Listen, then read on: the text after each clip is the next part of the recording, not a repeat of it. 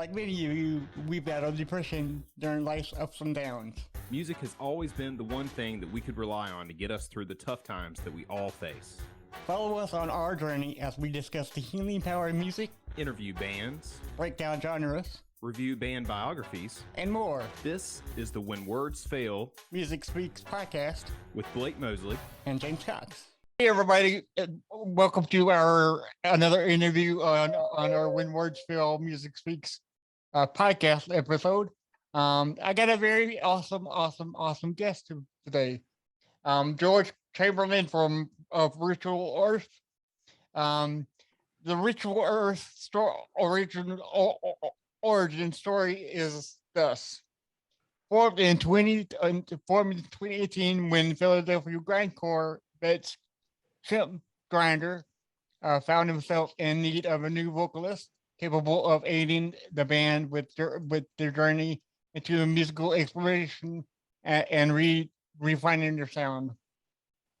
The band quickly connected with former hardcore vocalist George Chamberlin from Autumn and Emma Conrad, which we got right here on the video screen for y'all, whose vocal range allowed the band slow to a more expensive and layered sound.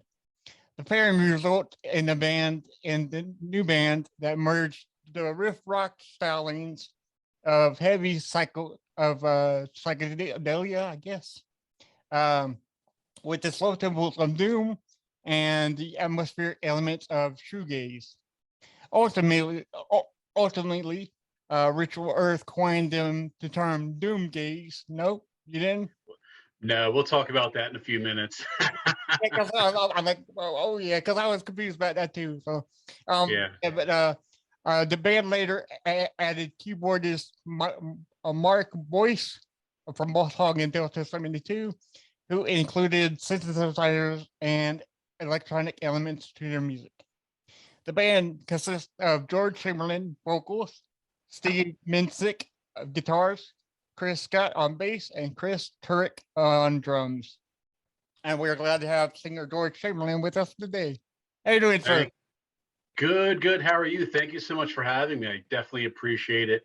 Sure. And I appreciate everything that you guys are doing. And this goes for everyone who does podcasts. I mean, helping us get the word out. You know, you guys are doing a great service, especially for us involved in the independent music scene. Very much appreciated, and thanks for having me. Oh, no problem. Well, hell, man, we thank you because I listened to your song "Free from My Vessel," which is on Apple Podcasts and Spotify right now for anybody who wants to check it out.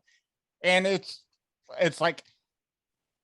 quite possibly the heaviest thing I've ever heard in my life. Oh, really? Even with the vocals the way they are. Even with yeah, that's heavier than concrete, man. Y'all are gonna murder this whole like genre, you know. Yeah. Oh, so real quick before we forget, there's that line in there about doom gaze. Doom gaze, yes. And I'm sure a lot of bands have been through this process of when they type up PR. And the second I saw that line on the first time we went through it, I was like, that's got to come out. That's not true. Yeah. We were using that term for a little bit because we're just like, it's elements of this and that. And somehow it got out there just so that anyone else watching or listening, we did not coin that phrase.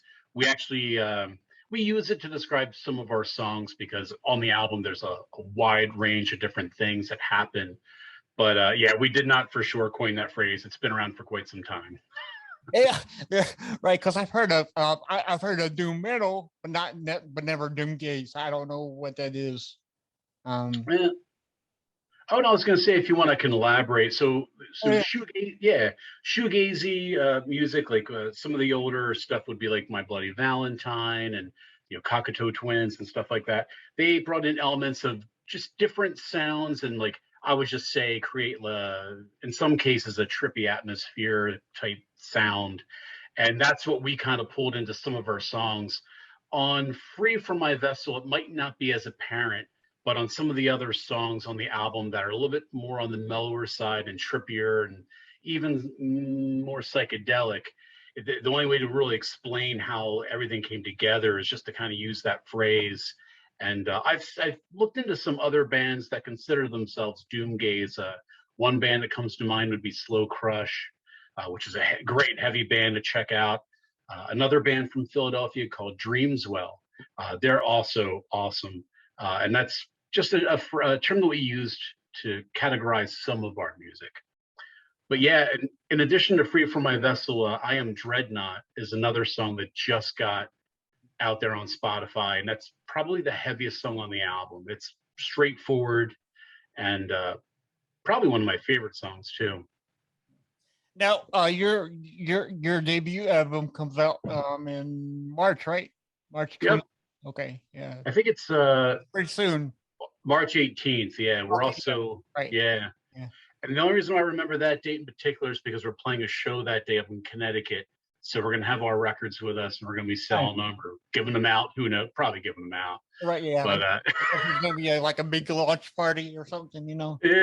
Yeah. We're calling that our record release party, even though it's not in Philadelphia where we're from, but it's where we're playing that day, and we're gonna have them. So yeah, and it's a festival too. So why not? Oh, yeah. Why? Yeah.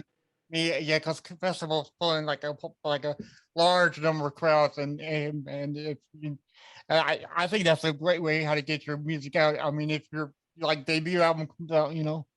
Yeah, and we'll talk about that show. I'll plug some shows before we're through. Sure. But so yeah, that March 18th, everything will be out. We'll have the vinyl. Technically speaking, I think the vinyl shipped already. Okay. So if you have or does it ship on? I'm sorry, it ships on the 18th.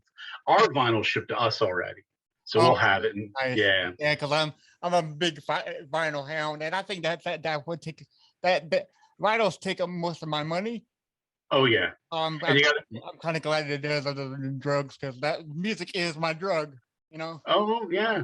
Yeah. No, yeah, same here. I don't know how much you might know about my background, but I'm actually I quit drinking 8 years ago, so I don't even drink anymore. So music has taken up a void for me. Right. Yeah, and the funny thing is I've been playing in bands for years, but since I've quit drinking, I've kind of gotten that energy and that spirit back, and I just way more into music now than I was the last couple decades. And I'm excited to be out there and excited to be playing, and I'm very open to talking about those who might need to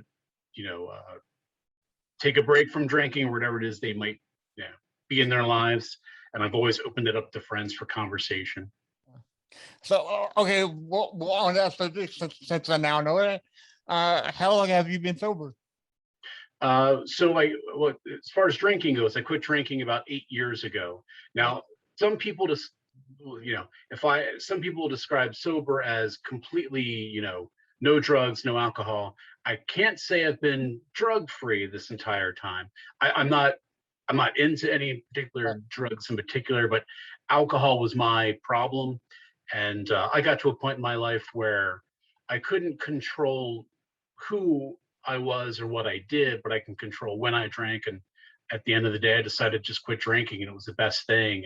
And there are challenges with that, and it becomes difficult from time to time. And the further away you get from it, the more you can realize, what your potential is without it, and mistakes that you made. Yeah, because when I first quit drinking, it was just a matter of I just don't want to be an asshole anymore.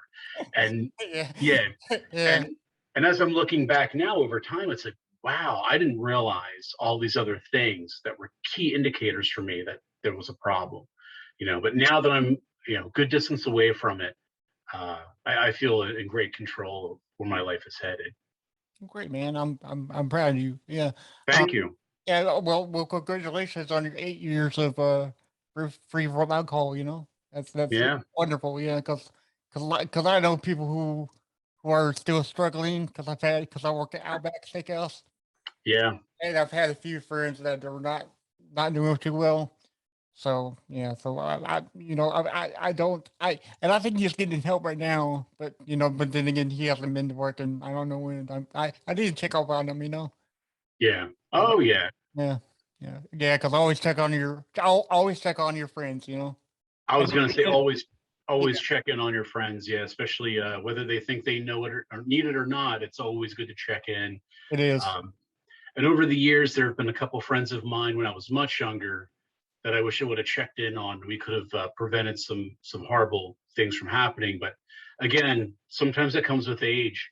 and with just learning, and living life and learning and figuring out like what you can do to help prevent some of these things, what some of the warning signs are too. Right. I still have friends now that I try and engage with from time to time, and most of them are willing to listen, some aren't, and do what you can. Because I have depression and I just got off my depression pills, which is great. That is great. Yeah, but sometimes I need someone to, and I do have friends that check on me like all the time, so I'm very grateful for that. My co-host and I check on each other from time to time because like he has depression too. And that's why we started this podcast, because we don't want other people to be like we are when we're depressed. And the best thing for depression, I think, is listening to music. That's why definitely. It's a big deal. Now, normally I don't share this, but I went through a period as well with depression, and I've actually never talked about this openly, but I have no problem sharing it because we are talking. But I actually went through a couple years of therapy, and and I was embarrassed to admit it for a while, but like the outcome is I've overcome certain things, and it's helped me stay away from abstaining from alcohol, and it's helped me realize who I am and where I am in this world. Because one of the things that was really devastating to me is at a young age, I played in a lot of punk rock bands. All of my friends were graduating high school, college, moving on. They had a life to live. And all I had was where I was at that point in time. So it was very easy to fall into something that was just, hurtful. And had it not been for therapy and quitting alcohol, I might not be here today. And I'm very happy to have the life that I have. I have a great band. I have an awesome wife. I have a beautiful daughter who just turned 11. 11 on the 17th. Right on, dude. Yesterday. So and she's super cool. She's a big fan of the band, wears our t-shirts to school, and always asking about like when she can come see us play and stuff. So is she showing you signs of that she wants to be a rock star like you? She actually said she wanted to get vocal lessons, and I have some extra guitars. I'm gonna give her one, get it reset up, and give her some guitar lessons as well. But she it's funny, she has talked about it an awful lot. Nice. And all of her friends were into all the pop bands, and she actually, I know some people don't like the band, but she actually loves Ghost. Which is well, see, that's it, like a hit or miss band. I love the song Square Hammer, and I love the song Majesty, and those are the only two songs I really dig. The other two songs are just like, I don't know, I don't get it, but those two songs are like, so good. Oh yeah. I got into them in a weird way. I was living in Philadelphia, and at the time the Pope was coming to the city, and there was a local promoter. I think Ghost at the time only had their 2 albums out, and they got booked to play in the city and in Philadelphia. And just prior to them being booked in Philly, a friend of mine were talking about Marilyn Manson, and we weren't big fans of Marilyn Manson. The conversation was, don't you wish you would have saw them in their prime? And I was like, you know what? I kind of wish I did. So when we saw Ghost coming to town, I was like, well, you know what? I should probably go. They appear to be the spectacle. So I Googled them online, and the song and the video for Secular Haze popped up, and I watched the video, and I'm waiting for it to happen. I'm like, because it comes off as very campy, very 70s. The video has this like public access feel. And when I realized the song had ended, I was like, oh, there is no it. That is it. And I was like, I got to watch it again, because I don't think I was paying attention. And I started to really enjoy the band and playing them a lot at home. I think that's how my daughter heard them, and now she listens to them more than I do, which I think is hysterical. But they're okay. So you probably know that Metallica came out with their Black Album release, and they have a cover. Oh, that's right. Yeah, and they did Enter Sandman. I'm not really too much of a fan about that. That one doesn't seem to be, it's not heavy. I agree with you. I didn't really. And the funny thing is they're a band known for putting together some really cool covers, but that's just one that didn't hit for me. Now, if you go on YouTube, I think they performed that live on like some award show. Yeah. And I feel like it was the same kind of vibe. I was just like, That's the same. Yeah. Yeah, and plus and let's be honest, for a metal song to cover, that's an anthem that has withstood like decades of metal and hard rock, right? You're gonna choose that and then do it differently. It's like, I don't know. Yeah, Yeah. but yeah. Oh. Well, okay, since you are a big fan of metal, like we just talked about, and I'm a huge metal fan, so there's the big one is ongoing legend that, okay, that either Black Sabbath or Deep Purple started metal. I am going out with Black Sabbath because, for me, metal is like dark and deep and gritty, and Smoke on the Water does not sound like that. It sounds too. I don't want to say happy, but I mean it's the guitar tone sounds bright, and Yeah. it's not. What do you think about it? Do you think Black Sabbath or Deep Purple hit it? Well, to answer the question, I'm going with Black Sabbath. Yeah. I do have to say that I absolutely love Deep Purple, especially the first four albums. Oh yeah. Yeah. But no, I think Deep Purple is a good example of they're pushing the envelope of hard rock and heavy blues, and I think they're important to the legacy of where metal came from. But Black Sabbath, I mean, they tuned down, they got that tone, and it was Iommi that just drove like these. And like, even if you listen to the first couple Sabbath albums, like having listened to metal now, you're like, okay, like, that's still heavy blues and whatnot, but it's just, it crossed that line that created everything else after that. And if you follow all of their albums, even leading into like, what was that 1980 album? Was that Born Again? With it was like the guy from Deep Purple sang on that, right? On that one. Ian Gillan? Yeah. Yeah. And even the riffs on that album, it's sort of like, instead of walking the scale, they removed a couple notes that became a little bit more chunkier. Right. And that even was a predecessor for, what came after that. Yeah. So, I mean, I think Black Sabbath is the answer there. So it's kind of like, because, Burn has to be my favorite Deep Purple album of all time, simply because of Mistreated. How can you not love that song, Oh, yeah. Classic to this day. That and In Rock, was that the name of that other album? I think so. Yeah. Yeah. It's the one where the cover is like the mountain and all their faces are on the mountain. Yes. Yeah. I think it's just Deep Purple and Rock, right? Or I might have that wrong. Yeah. I don't know. It's too many stuff to remember. Oh, and when you get to be my age, you have to be like, oh, what year was that when I listened to that? Yeah. How old are you? I'm 21. No, I'm kidding. I always have to ask my wife. My wife always says, I'm 2 years younger than you. And we do the quick math. But no, this year I'm going to be 49. And as I say that out loud, it's shocking.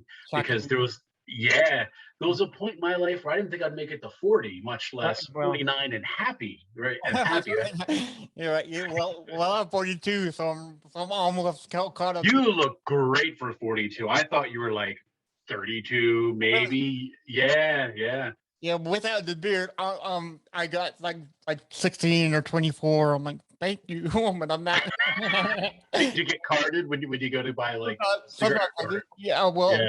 I get carded in like rated R movies, I'm like, for years, whenever I'd go to, before I quit drinking, I'd go to bars with my wife, and my wife would always be, back then she was just my girlfriend, and the doorman would ask her for her ID, and then I'd walk up, reach in front of my wallet, he'd be like, "Nah, man, we're good." I'm like, "No, what do you mean we're good? Can't you ask me for my ID?" He's like, "I know you're good." Right. So like, that was a huge difference. Like, my wife still looked potentially, 20 years younger than me, and I was always like, the ugly old guy. So, but I'm okay with that. Yeah. Nice. So I was going to say, back to Black Sabbath. I'm surprised you didn't ask the all-time favorite question: who's the better singer, Ozzy or Dio? That seems to be the ongoing argument for everybody. I asked that to, we interviewed Ripper from Judas Priest and KK's Priest, And and me and him share the same sentiment. We think like Dio is like the absolute best singer that they ever had. And I like the way you said that. I'll explain in a minute. But I do think that Tony Martin is a genius in his own right, because Forbidden is such a like a dismissed album that everybody needs to like listen to at least like 3,500 times. Yeah, what was the other one? Was it Headless Cross? Was he on that one? Do I have that title right? Let's cross. Yes, he was on that. Yes, he was on that one. Yeah. And I think the issue with Steve Martin is he came so much later that people were always like, oh, we know who Black Sabbath is. Oh, they have new albums out? Who's this guy?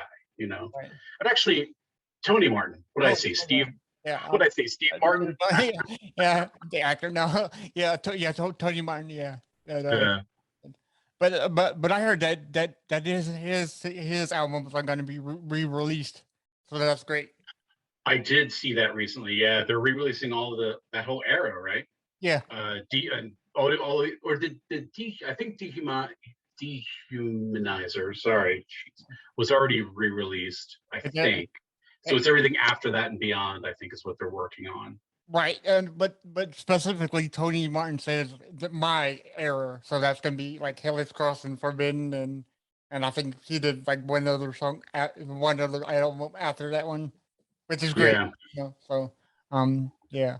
Dehumanizer is a very underrated album too. I'm not sure why everybody focuses on Ozzy's era.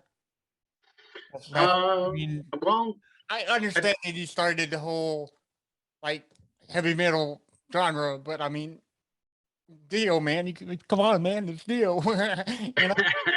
No, that's a good point. I agree. I think Dio is the better singer. Yeah. But I love the Ozzy era. I think he's the better vocalist, and that would be the difference. Like Ozzy's melodies, even though his execution isn't quite what Dio's would be. I mean, his melodies to those songs are just phenomenal. So much so to the point, whenever I'm singing, it's hard to not fall into a Ozzy-esque type pattern vocally, because he just really climbed that scale really well. And I mean, there's so many Sabbath songs that are just like you're whistling the vocal part because it's ear candy and it gets stuck there. Yeah. Not to discredit Dio at all. Dio just nails everything he's on, you know, so, or was on. Yeah. It's the same sentiment when I talk about Van Halen or like Sammy or Van Hagar. So my thoughts of it is Sammy is a better singer. Lee Roth is a better performer. You know? Oh yeah, I can see that, but yeah, man, I still think that Sammy has it in the vocals, man. He still can like build it out like tomorrow was just yesterday, you know. Oh yeah, I love that Montrose album. I guess it's that first album. Yeah. I discovered that really late, actually. I had no idea it was him singing the first time I heard it. I had to look it up because I loved you as a singer. I loved the vocal performance on that album. And once I looked it up, I was like, really? I was like, I had no idea.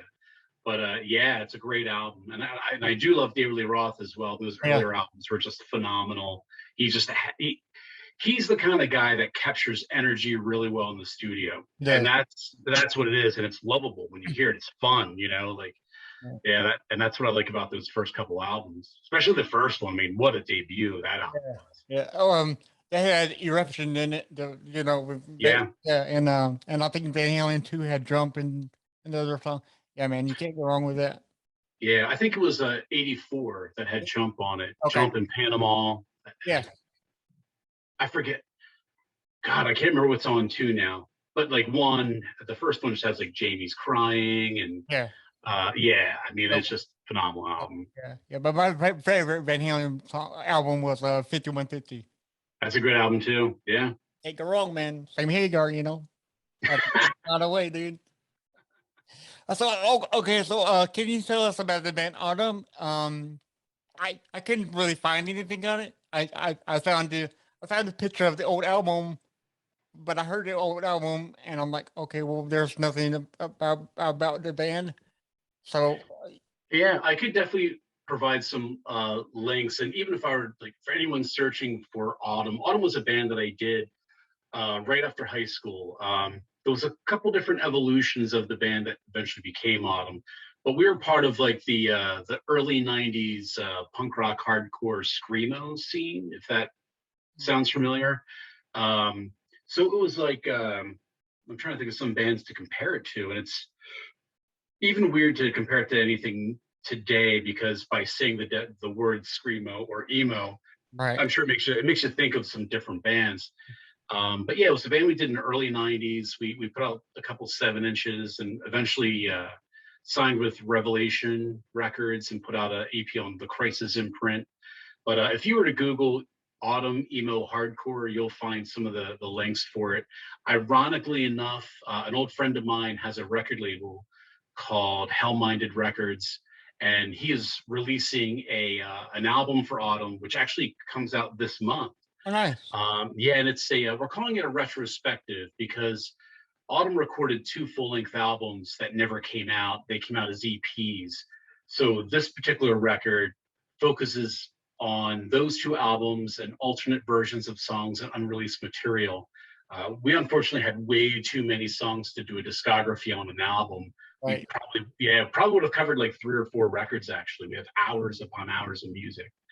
But yeah, that conversation's been popping up a lot because of the retrospective, and it's really funny. There are bands that we played with years ago that they're members of those bands are popping out of the woodwork now that people haven't talked to in 20, 25 years that I'm reconnecting with. And they're like, you're still doing music? And I'm like, I'm in this band called Ritual Earth now, and we also have a record coming out. And it's a funny thing too, to have 2 records coming out relatively the same time, 25 years apart. And it's almost like bookends for me. It's where it started and it's where I'm at now. And I mean, hopefully it's not the end, but I mean, like if it were to be, it's 2 amazing albums that I'm extremely proud of. So right. Yeah. So that was your first band. Your second band, I think, was called Amy Conrad, in which it was a 2003 album. You had one album called Whiskey Slow Boat. Yeah. Okay, so Autumn was an emo band, and Amy Conrad was a hardcore band, right? For the most part, yeah. Well, okay, so what made you go from emo band to the hardcore band? I mean, like was there some kind of I guess like a premonition of like, okay, I kind of like hardcore music better. Let me see what I can do on that one. Yeah. And the sounds of the 2 bands are greatly different. So even when I was doing Autumn, I was still into hardcore. And once Autumn broke up, there were a couple other projects that I did that didn't really go anywhere. And what had happened is I started playing guitar for the first time. I didn't play guitar previous to singing in Autumn. And a friend of mine, Jack, was in one of the project bands that I was working on. He was also named Conrad. I was a fan of that band. I would go see them play a lot in Philly. And I would say they kind of reminded me of like At the Drive-In meets Refused meets Drive Like Jehu. So real guitar-driven, punk rock, post-punk rock, if you want to call it that. But I decided to try out for that band because I was a fan and I was trying to get better at playing guitar, and I saw it as a challenge. And I saw that band as a band that had a lot of opportunity to progress. And by the time I got acclimated to all the songs and was playing shows, they were writing new songs, and the newer songs were slower and grittier and dirtier. Yeah. And this was around the time that everyone was starting to get into Queens of the Stone Age, and they were so through that we got reintroduced to Caius. And I would go as far as to say that that being a name of Conrad actually set me on the trajectory as to where I'm at now, because once I got reintroduced to Caius, then that turned me on to I started listening to Trouble again, and a Candlemass again, and all these like old classic doom bands and stoner rock bands. And that's been like the last decade or last 20 years for me, really. It's just listening to that heavy riff and being into that kind of thing. And obviously you've heard Free From My Vessel. I've always gravitated towards specific vocalists, ones that that don't take the growl approach, that take like a vocalization or vocal singing approach to it. And that's what I do. And right. And I'm heavily influenced by those singers from that era. Yeah, because I was about to tell you that Amy Conrad, sounds like your band Ritual Earth. Yeah, it's a little bit closer. It's Yeah, because both of them have like a dirtier, grittier sound, you know. Both have like awesome vocals, you know, and so yeah. Now, did you take parts from Autumn and parts from Ava Conrad and like splash together and make a Ritual? actually no. What had happened was I was singing in another band at this time, and I was playing. We were playing a show in Philly with Chimp Grinder, and I didn't know who Chimp Grinder was yet. So, like any musician would do, whenever you get booked on a show with bands you never heard of, you got to go check them out, right? Right. And yeah, so Chimp Grinder was already a band for like 8 years, and I had listened to I think Simeon Space King was the record they had out at the time. And the second I heard it, I was like, wow, these guys are great. It was very heavy Sabbath influenced, but like with like a punch to the gut, you know. And I even recall saying, if a band like this ever asked me to sing for them, there's no way I could pass it up. All And right. yeah, so 2 years later, Seagrave is done, and I get this email. It's like, hey, my name's Chris. We were in this band called Chimp Grinder. We're looking for a singer. And yeah, they sent me 3 songs, or they actually sent me 5 songs that they were working on. That was a slightly new, progressed direction. And at the time, I was listening to like Monolord and Elder, some of the newer like Doom bands that have progressed a little bit beyond just the straightforward Doom sound. Right. So the second I heard these new songs, I was like, wow, I was like, these are great. This is exactly what I'm listening to. It's where I want to be musically. And I just wrote them back and I was like, you know, when do you guys want to practice? When we start doing this? And they already had the sound. They had an idea. They just knew that they were looking for someone that could, you know, deliver a vocal as opposed to, you know, someone that would just scream. Right. And that's what I was doing. So it worked out really well, and it's been great ever since. Nice. Yeah. It's always great when you find people that you connect with, you know. Yeah, and Um, there is, and it's funny to say, you should say that too, because in the first couple of practices, come to find out that Chris, the bass player, was in an old punk band called Astroland from New York City. Turns out Steve he remembers 90s hardcore, and he, you know, we talked about like Snapcase and Earth Crisis and all those bands. And then of course the drummer Turek, you know, him and I like bonded over Merciful Fate and a couple yes. other like old black metal bands. So I had all these weird connections to everyone, and it just melted really well together. Right. So yeah, but yeah, you're right. The connection piece of that was essential for making it work. Yeah, because I always think it's weird because we throughout the 80s and 90s and 2000s and now almost 2023, you'll find bands that work well together, but some bands don't really work well together, but work great in your original band. Like Yeah. they got Buckethead to fill in for Slash Yeah. workout. Buckethead alone, it's like one of the most amazing experiences of my life is in Buckethead. You know. Yeah.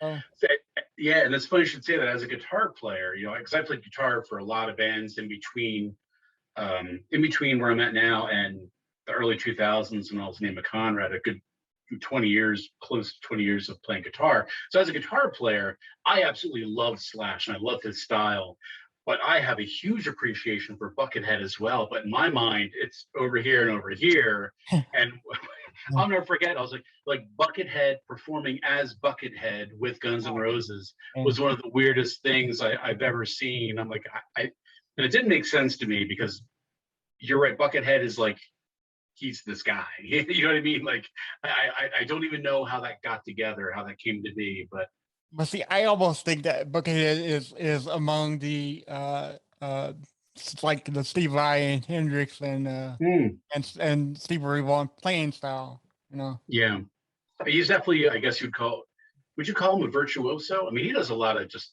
cool, like, you know, just right. Yeah. I mean, the weird finger tapping. Yeah, the man has over 300 records right now. So over like albums, I should say. Yeah.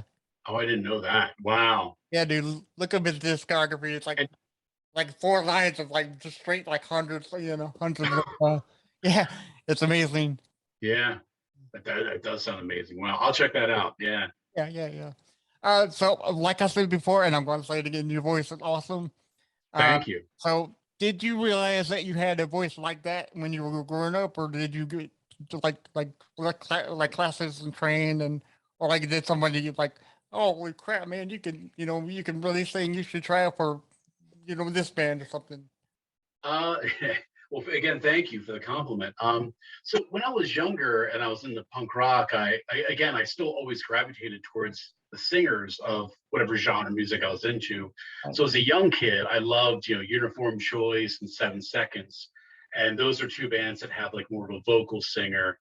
Even when I was into thrash, Joey Belladonna and Bobby from Overkill and those kind of singers. Those are the people I gravitated towards.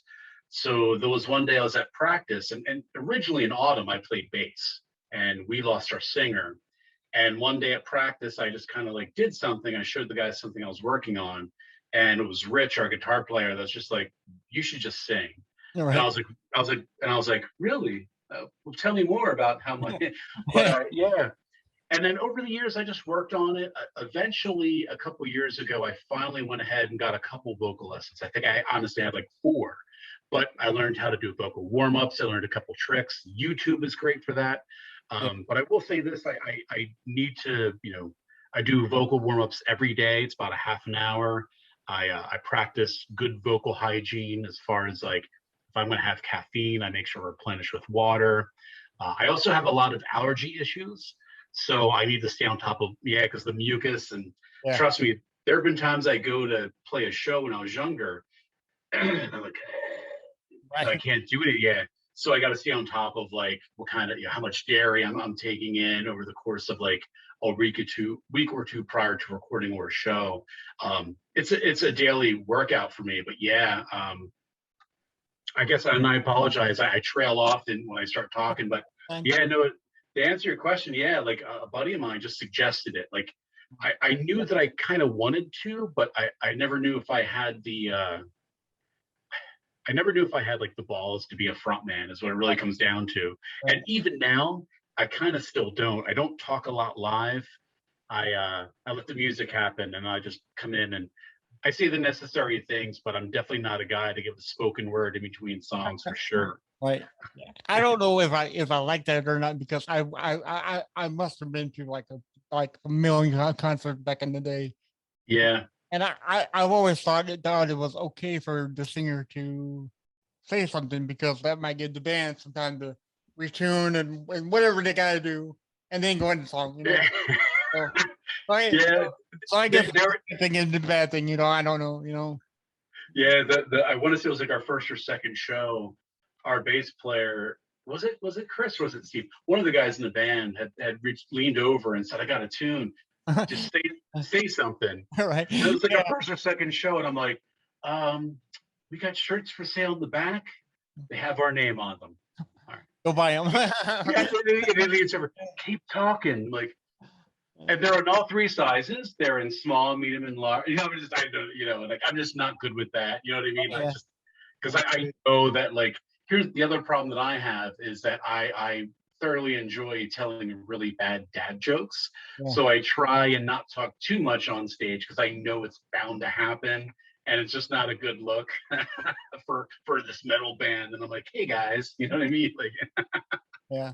Going back to your allergies, how much do you hate pollen right now? Because pollen oh, is coming very, very fast, and I know a lot of people who can't.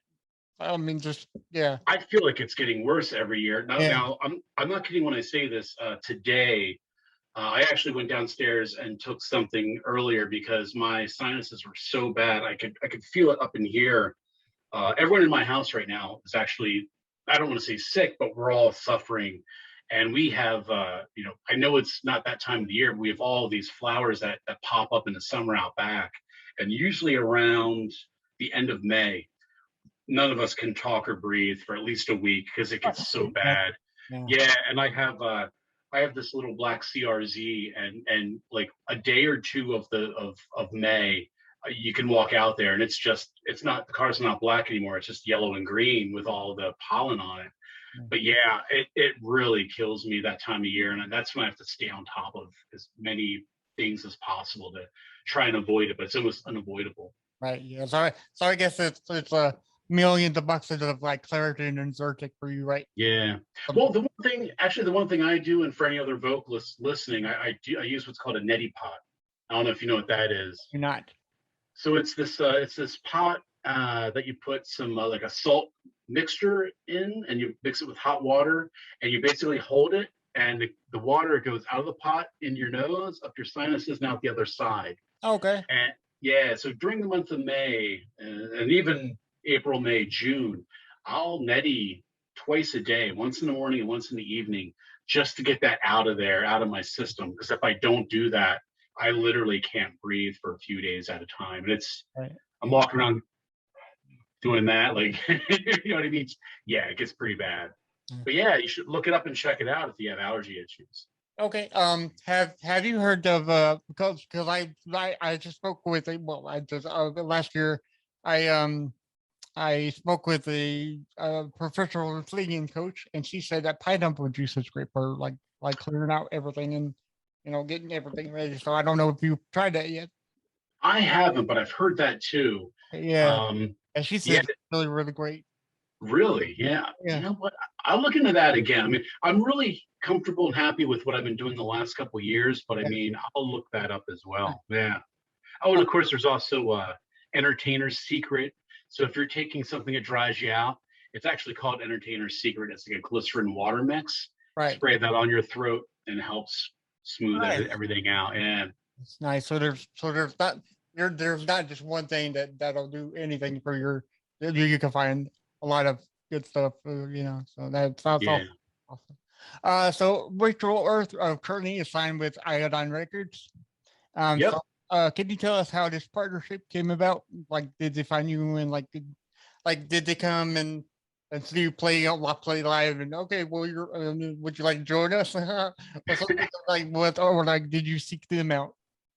But actually, the partnership really started years ago. You'd mentioned Emma Conrad. Yes. Emma Conrad was on Iodine Recordings back in the early 2000s. Now, Iodine is best known for releasing like Garrison and Orange Island and bands of that style of like post-hardcore kind of stuff. And Emma Conrad got signed to Iodine probably 2002, and I just kept up with Casey, the owner, over the years. Iodine did fold around 2004, maybe. Okay. And we kept in touch. And then one day he texted me and it was like, "Hey, I'm gonna bring the label back." And originally, he was only going to re-release some albums on vinyl. That's how we started talking again.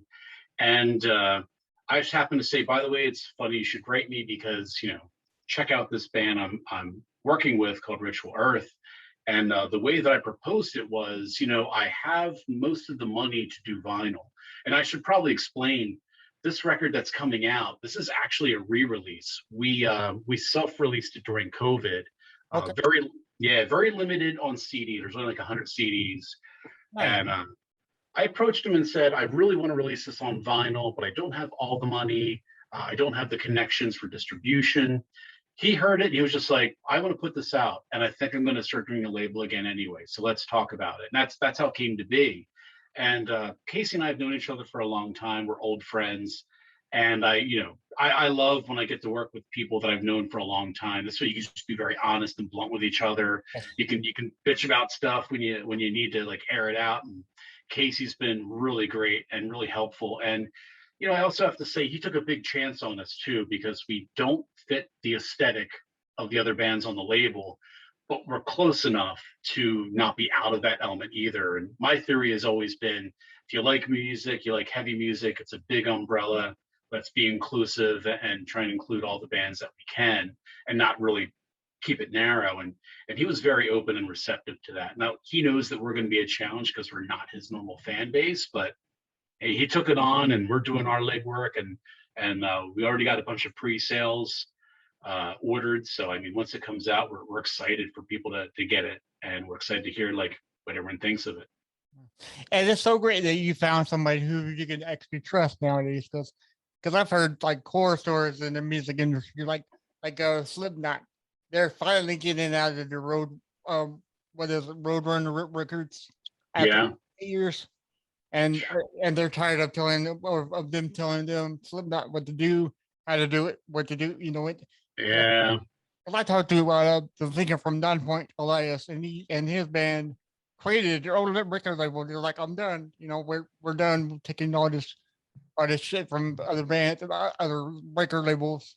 You know, so Yeah. it's a fantastic idea that you have somebody who you can say, nope, I'm not doing this, and he'll take it. You know, he'll say, okay, cool. You know. Yeah. And the other great thing about Casey too is, and everything, not only everything that you just said, we're not held to that kind of a contract. Right. Casey's goal with us is like, hey, you know, I do like these songs. I like this record. Maybe I can help elevate you to get you onto one of these bigger labels that you really want to be on. And if not, we could talk about your next album with Iodine as well, or whatever the case is. But he's just helping us get out there really and get exposure and get vinyl into people's hands. And yeah, it's a great partnership right now for us. And hopefully it pays off for him in the long run too. Hopefully he doesn't lose any money on it. And last thing I will say that you know the band Trivium, you know Trivium, who hasn't heard that band, right? Yeah. When I was meeting the band, I was trying to meet them. I was talking to the guitarist Corey, and he told me that that the company gave him 6 days to record one album. 6 days, and they did 6 days. 6 days. Yeah, That's crazy. I forget which album it was, but he said that wasn't their best because it's 6 days. Now, was that just a record, or was that couldn't have been write and record? That right? Just 6 days in the studio. I want to say it's 6 days in the studio. I think Okay, yeah. I think they wrote the lyrics way before then, but when they they just had 6 days to actually record the album, which is not in the 6 days. You can't do no. I'm impressed they did something in 6 days. You know. I've been in situations where it took 6 days just to get good drum sounds and potentially one good guitar take, maybe. And that's just, you know, making sure the microphone's in the right spot, you know what I mean? And doing all that stuff. But yeah, that doesn't leave any room for experimentation either, which is where some of the great things tend to happen. A sound gone wrong that all of a sudden it's like, wait a minute, what was that? Let's use it. Yeah, 6 days is like, just get in there and record what you got and don't have any other imagination other than the song. Yeah. Yeah, so that sucks for them. But I mean, it's a good album, but it's not. Yeah. Which one is it? I'll have to write that down and check it out. I think the cover was I'll have to look it up and send it to you because I'm not for to get. They got some amazing albums, you know. So we only got 3 more questions for you, and I'll let you go. Sure. Awesome. Okay, so we took it to Instagram, and we asked the fans ask you questions, and I know why you're laughing. Yeah. But the first question is come from Tiger Lily _NH from Instagram. Ask you, how do you shift from emo hardcore bands to punk metal style? I guess like how did you shift from like hardcore directly to metal? I guess that's what he or she is asking you. Yeah, no, and I actually saw that too. For how do they make that shift? It was actually pretty easy because again, before I was even in Autumn, I was into metal as a young kid. Like I already mentioned, you know, Anthrax and Overkill, and I was big into thrash. Right. So by the time I started doing this style of music, it's kind of thrash at half speed. You know what I mean? Like, and I was already doing the same kind of thing vocally back in those days. All I had to do was improve on it. And I was a fan of all kinds of music, so the transition for me was easy. It was just finding the right people to play with, really, and building upon the circles of friends that I had to find those people. But yeah, and I've had plenty of time to transition, you know, especially with the background that I've had. But I hope that answers that question. Well, yeah, because I'm gonna tell you right now, because when I was a teenager, like 24 years, I don't know, I'm old as hell now. No, you're not. Age is just a number. That's right. Age is just a number, yes, sir. But I used to be the biggest Metallica fan ever made, right? I used to have all the albums. My mom used to get so aggravated because I talked about Metallica all the time. But as I grew up, I started getting into country and hip hop and rap and pop. It's all kinds of music. So yeah. So with you, I guess it was just like you're into everything right now. You're not just settled to one genre. Yeah, correct. Yeah. And as a matter of fact, even nowadays, like I will go on Spotify and I'll just look up what was the one thing I got really big into like 80s goth for a while there. I was listening to like a lot of like Cure and Susie and the Banshees, Joy Division, and then that turned into I went through a huge just like 80s band phase, and I was re-listening to like Duran Duran. And as far as you mentioned country music, I got into the outlaw country music for a while there too. And as far as hip hop, in the early 90s, I was into like the De La Souls and or De La Soul, Tribe Called Quest, Jungle Brothers, Brand Nubian, like that whole sound that incorporated a lot of like old soul and rhythm and blues and stuff like that. I didn't dive so much into the gangster rap. I think that came at a point when I was just really into like punk rock and I wasn't listening to anything else. Right. But yeah, and I forget what the question was again at this point because I just rambled on. But yeah, but no, I've listened to a lot of different things, and I love discovering new music too. It's always a pleasure to discover something new. I do too. Yeah, and that would be my last question. But I have one more question before this one. Somebody from Brittle Earth Doom on their Instagram. I told you it was going to be done, right? Yeah, I saw this one. How does you maintain his good looks over the years? I think that's. But that may have been. It's basically having a good skin routine and sticking to it. Now I don't know. I think I was just joking around. I wasn't expecting you to actually ask me that, but I told you would. But people ask me that all the time. No, actually, no one asks me that ever. I will ask you about your beard. I mean, because you got like a full. I'm trying to get one, but every time it starts itching me, I have to. But people say, just let it grow, man. Let it grow. Is that your secret? Just let it go. And definitely get some oil, put oil on your fingertips and get it in on your chin. The biggest obstacle I had was I get what's called like that beard drift, where it's just like a dandruff on your chin. Right. You keep the oil on there and let it go. And what's funny about the beard is I started growing a beard years ago. And I don't know if you recall, I would say about like 5 or 6 years ago, it got really trendy. It came into the mainstream a little bit, and that's when I shaved mine off. But so since working from home during COVID, I decided I was going to let it go until I have to go back to the office. And every couple of months to keep pushing it back, and I'm like, you keep pushing it back, this is just going to keep on growing. I'm not going to, like, I'll trim it up a little bit, but no, I'm just going to let it go. Yeah. I definitely want a ZZ Top, like. Yeah. So, recently I've been taking some biotin. I'm not sure if you can see this, but it's yeah, I can see that. And what's that do for you? Hair grow, make the hair. It's right. I don't know. I mean, it might help your hair grow there, but yeah. It's like it's like because as I dig these. I find that my beard grows a lot longer and my fingernails grow a lot faster. So I have to. Oh, really? Oh, yeah. Wow. That's great. I never thought about that. Yeah. It's great for anything hair, So yeah. Yeah. Just one more question, and then we'll definitely let you go because I'm sure you want to go eat or something. I ate a little bit early, yeah. And trust me, after 2 years of being indoors with COVID, the last thing I need to do is eat more. So I've probably put on at least 10 or 15 pounds in the last year. If anything, I need to go out and run it off. But go ahead, what's your last? And if you don't mind, at the end, I'll do a couple plugs for some shows I'm definitely going to ask you that. But our last question for you is our podcast is called "When Words Fail, Music Speaks," and that can't mean nothing from the truth. That's a factual statement, right? Mm-hmm. What I want to know from you right now is is there any song or band or vinyl record that you can think of that you can listen to, but you can't tell me or your mom or your sister or your daughter how much it makes you feel inside? Ooh, Because I got a few of those, but I just want to know. I always yeah. ask my guests this.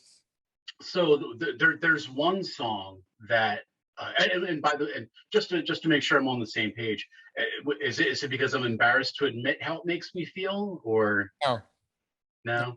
no. So so when you say I can't. Okay, okay.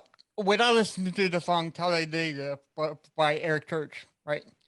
I can't express how it makes me feel inside. I feel so happy inside. It just Oh, I my gotcha. soul, that I can't really tell you how it makes me feel. All I know is it makes me feel like joyous. Yeah, there's a couple different things. There's a couple different records, a couple different songs. The first song that came to mind when you first said this was and some people make fun of me, but I absolutely love this song. It's "Do You Realize" by Flaming Lips. Okay. It's a song that every time I hear it, I can't turn it off, and it kind of gets me right here. Yeah. And I would recommend next time you listen to it, Google the lyrics and read along with the lyrics. And it's a very simple song, but it's got this thing to it. I absolutely love it. Now, as far as records go that make me feel a certain way, there are records that take me back to a place to where I was the first time I heard them. One record that comes to mind is Voivod's Dimension Hatros.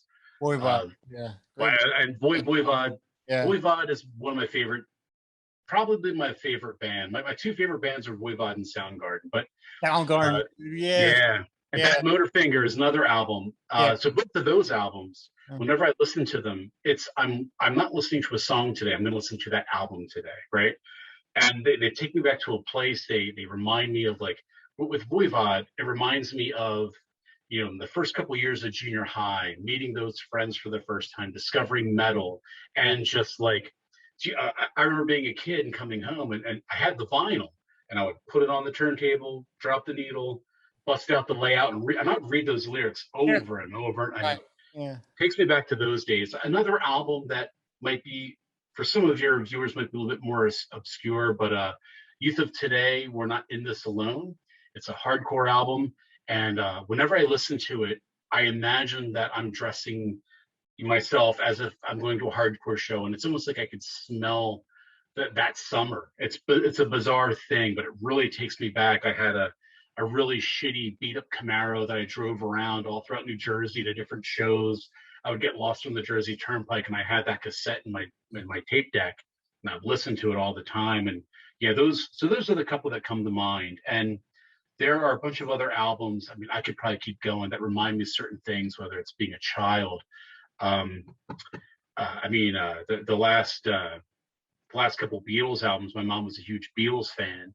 So growing up as a kid, whenever I hear like the studio era of the Beatles, like the Revolver and On, like those albums remind me of just being a little kid sitting in the back seat of the old Gran Torino, and just like looking out the window. You know what I mean? Like it's bizarre how that happens, but that, I think, people like us that are thoroughly still enjoying music and in love with the music that we grew up with. I mean, we can appreciate where it takes you and how it makes you feel, and in some cases, like in my case, the "Do You Realize" song, the slight embarrassment of almost getting choked up listening to it, but Yeah. yeah, but that's, hey man, Mm. yeah. Going back to what you said about opening up the vinyls and reading and the stuff, right? I used to collect a lot of CDs, and I think they're in my mom's house. But I've been a big time collector of vinyl records, as you can see, probably not back in the background now, because I Hmm. feel like because Spotify and Apple Podcast, I don't think gives the artists as much money as they should get now. Hmm.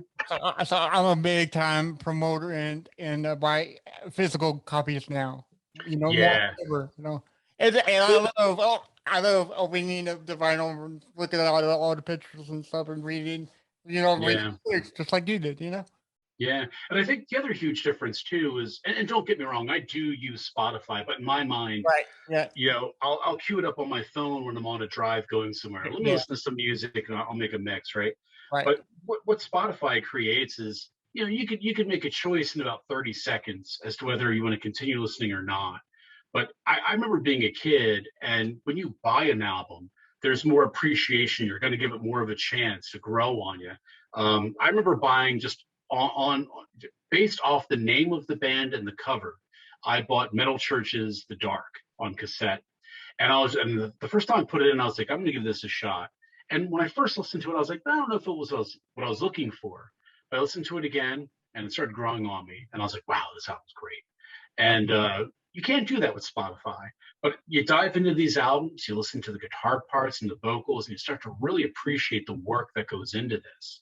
Right. And I think not having a physical format, doesn't allow you to dive into a band. What are they about? What do these people look like?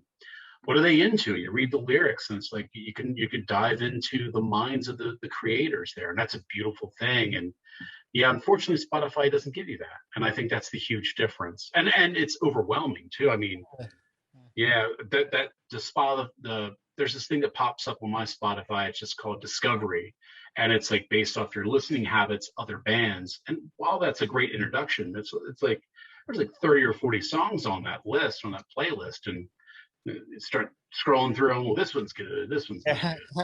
Right. Yeah. You know what I mean? And I'm not giving them the chance like I did when I was a kid, and I always feel guilty about that. Yeah. But I'm a huge supporter of whenever I like a band, I try and buy a shirt, try and buy an album. I don't always have the money to do it, but I try. And if I don't have the money for it, I'll share it so someone else can do it. Right. Yeah. And it's funny you said something about the covers, because the first album that I bought strictly based on the cover was Kiss's Love Gun. Yeah. Dude, that cover attracted me, and I don't know because of the girls on it, but but yeah, I mean, like Plastic Caster, Christine 16, and This Kiss Me, which is a cover song. That's by far, besides Dynasty, that's by far my favorite Kiss record of all time. No, totally understand. Yeah. And I want to say, I think that's how I discovered Merciful Fate too. I think it was the Melissa album with the skull and the red light. And I remember looking at that and being like, I would hang that on my wall. I would wear that T-shirt. I got to hear the record. Yeah. Right. Exactly. So going back to your stuff that you want to promo, did you want to promo anything? Yeah, I just want to mention real quick that and I pulled it up on my phone. The next show that we're playing a festival up in Connecticut called Doom and Brews 4, and we are playing on the 18th. It's going to be our record release. It's Buzzard Canyon, us, Arch Druid, Scuzzy Yeti, Vacant Eyes, and one of my favorite bands, Shadow Witch. So if you haven't heard them, you gotta look them up. They have 3 albums out. They're all just amazing. I'm excited for that. And if anyone wants to look us up, just you can do just Linktree / or is it / Ritual Earth. If you Google Ritual Earth Doom, you're bound to find something. We have a music video out there, and most importantly, the pre-order for our vinyl is up, and you can go ahead and order a record. I think it's only like $20, and it helps support Iodine Recordings and Ritual Earth. So yeah, those are the 2 things I wanted to make sure I shouted out to. Oh yeah, definitely, and I love vinyl more than ever now, because there's so many variants of the vinyl you can get instead of just plain black. Yeah, I don't even think we have plain black. I know we have 3 different variants out there, and it's like white and gold with black splatter, gold to black splatter, and what's the other one? The other one's the one that I love. It's white with gold and black splatter, so it's mostly all white. I can't wait to get that one. Yeah, hang that on my wall. Well, hell, I don't know which one to get now. Because I'm a big. Get all 3. Yeah, I've actually done that. I've gotten 3 different versions. I think it's purple, red, and yellow of Zach Sabbath's Vertigo record. Do you like that album? Is that good? Man, he covered the whole Black Sabbath album. Yeah, I've heard over the years. I feel like I've heard him do a lot of covers, and I keep meaning to check that out. And for whatever reason, I never get around to it. But I will have to listen to that this weekend. I'll shoot you an email, and I'll let you know what I think. But yeah, and that's another guitar player that I love watching play and listening listening to his solos, it's just like great stuff. And I didn't know this, but there's one guitar. Oh, Gary Hoey. Have you heard of him? No, what's he from? He's just instrumentalist. Guitar music. Mm-hmm. I didn't know this, but he actually auditioned for Ozzy's band after Jake E. Lee left. Oh, right. Okay. I had no idea. I was blown away by that fact. So yeah. I always love those weird stories that you hear, like for example, the dude from Primus tried out for Metallica after Cliff Burton passed. Yeah. And like can you imagine what the Black Album sounded like? No. Right. You know what I mean? Be all weird. Yeah. I'm sure he wouldn't have done that, but I mean, it's just a weird thought. Yeah. Yeah. There's a lot of other weird ones out there too. I'm sorry. Go ahead. No, that's good. You can ramble. I don't care because this is great. I love talking music to everybody. So, yeah, we really do thank you for coming on, and I hope to God you come back on. Oh, absolutely, yeah. And next time, you'll probably meet my co-host who couldn't make it tonight, but he says he's sorry.